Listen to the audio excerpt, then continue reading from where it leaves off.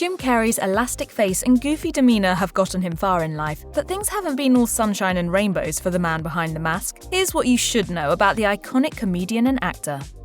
Long before he was a sought-after Hollywood player, Jim Carrey faced a number of trying circumstances during his childhood. As a preteen, he and his family experienced homelessness after Carrey's father lost his job. As he joked during a stand-up set, Of course, I grew up in Canada, so I thought we had just gone camping, you know. Carrey continued, "But my parents kept me in the dark a lot, you know? They didn't want me to know what was going on anyway because they were embarrassed. It's a very embarrassing thing." By the age of 16, Carrey had dropped out of high school and had taken a job as a janitor to help make ends meet. He told The Hollywood Reporter in a 2018 interview, "I was angry. My father was hurting, so I blamed the world. Everybody had daggers and knives, and I was in the middle of the madness. And I wasn't shrinking from it at all. I wanted to fight." After a while, the Carreys decided to quit their jobs and live like nomads in a camper van for a few years. He continued, "We lived in campgrounds or we lived on my sister's lawn way out in the country and sure, it got cold in the tent, but in a weird way it was a much happier time." Jim Carrey has acknowledged that his relationship with his parents has always been complex. His dad, who once dreamed of being a comedian, inspired Carrey to become one himself. My father is the happiest man on the face of the earth. That's great. He laughs after everything you say. As Carrey shared during his 2014 commencement address for the Maharishi International University, "I learned many great lessons from my father, not the least of which is that you can fail at what you don't want, so you might as well take a chance on doing what you love." Carrey tapped into his comedic skills at an early age, something that his family supported from the beginning. He told The Hollywood Reporter, "My parents held my comedy up as something special. I was what was special about them in a way." Unfortunately, with that support also came other feelings that stemmed from a number of plights the family faced, from his father's dejected nature after losing his job to Carrey's mother's substance abuse. Carrey continued, "My mum was very sick in a lot of ways. She was always there for me. She was always there in the house, but if you're high on painkillers, that's abandonment." Even as he eventually gained fame, Carrey's complicated feelings about his family would still come into play. The actor's ex-wife, Melissa Womer, told Rolling Stone, "At the end of their lives, when his parents were sick and old, he avoided calling them because of the feelings they would stir in him."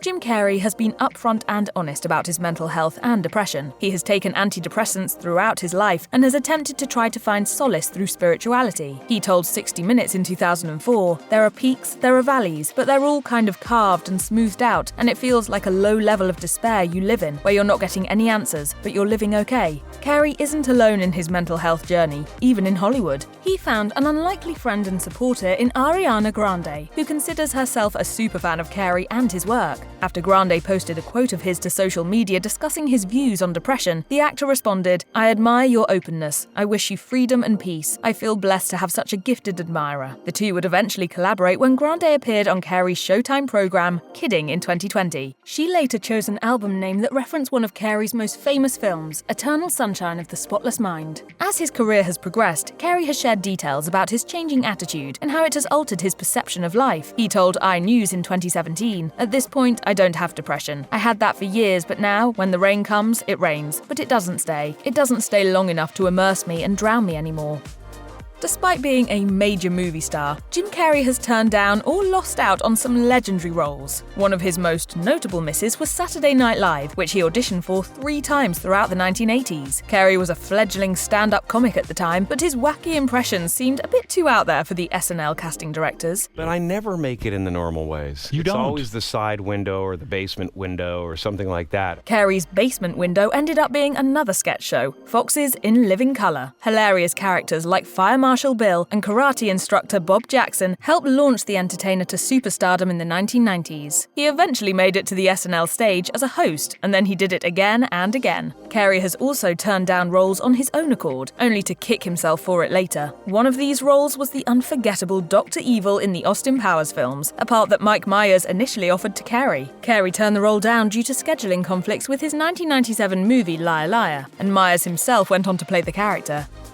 The 1990s proved to be a great time for Jim Carrey in terms of Hollywood stardom. After the success of movies like Ace Ventura, Pet Detective, and Dumb and Dumber, the actor became a go-to leading man for anything requiring some laughs. But by the end of the decade, Carrey took on method acting and more with 1999's Man on the Moon, a biopic about the infamous alternative comedian Andy Kaufman. Carrey stayed in character for months on and off set, something that many cast and crew members found tiresome. Paul Giamatti, who played Kaufman's friend Bob Zamuda, told BuzzFeed in 2013, "It was just wacky. He did this whole thing where he was Andy Kaufman all the time when he was on set and when he was in the costume, and was Tony Clifton all the time when he was Tony Clifton." Even Carrey himself spoke about how playing Kaufman took hold of him, telling the Los Angeles Times in 2017, "I broke a couple of times on weekends and stuff, but pretty much from when I woke up to when I went to bed, the choices were all his." Carrey went on to win a Golden Globe for his performance, but that wasn't the end. In 2017, the Netflix documentary Jim and Andy: The Great Beyond covered the comedian's antics during production in greater detail. It's as if I went into a fugue state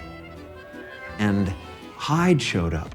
Jim Carrey became a Christmas icon, playing the title role in the 2000 live-action adaptation of Dr. Seuss's How the Grinch Stole Christmas. Even though his performance brought joy to children all over the world, he considered his time in the iconic green makeup to be nothing less than torture. When I did the Grinch, I was literally, the makeup was like being buried alive every day. Carrey almost quit after his first time in Grinch mode, but the film's producers weren't just going to let their big star leave. Instead, they hired someone who was apparently trained to help CIA operatives endure torture. Carrey pulled through, and he ended up in the Grinch makeup around 100 times by the end of filming. It was horrifying. I was just like, it's for the kids, it's for the kids, it's for the kids. As an added difficulty, Carrey went straight onto the Grinch set after filming Wrapped on Man on the Moon, and he still had a little bit of Andy Kaufman left in him. However, it was Carrey's method acting that actually convinced the Seuss estate that he was right for the job. Carrey went as far as inviting Dr. Seuss's wife to the Man on the Moon set, where he was able to unleash his inner Grinch for her. Director Ron Howard told Empire, "By the time I came to her with my idea, she said to me, 'I love it, and I want Jim Carrey to play the Grinch,' which is what I wanted to hear because I probably wouldn't have done the movie with anyone else." Kids today, so desensitized by movies and television. Someone with as big of a personality as Jim Carrey is bound to find others with personalities that don't gel. That was the case during the filming of 1995's Batman Forever, in which Carrey starred as the quizzical villain, the Riddler. Carrey's co-star Tommy Lee Jones played the rough-riding baddie Two-Face. Jones was notoriously unimpressed with his co-star antics, both on and off set. One time, the two ran into each other at a restaurant. As Carrey recalled on Norm Macdonald Live, "I went over and I said, 'Hey Tommy, how are you doing?' And the blood just drained from his face, and he started shaking, and he went to hug me and he said, 'I hate you. I really don't like you. I cannot sanction your buffoonery.'" This is your captain speaking. Please return to your seats. We will be experiencing turbulence.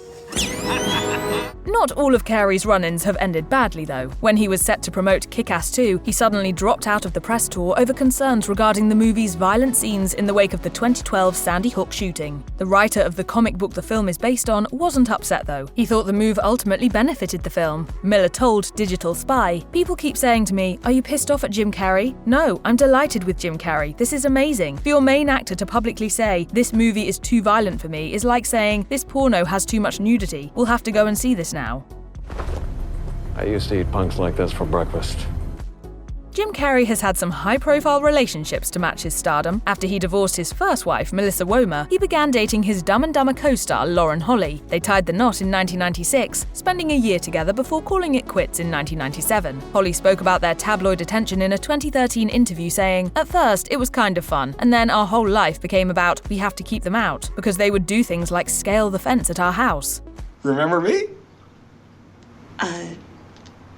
Not really.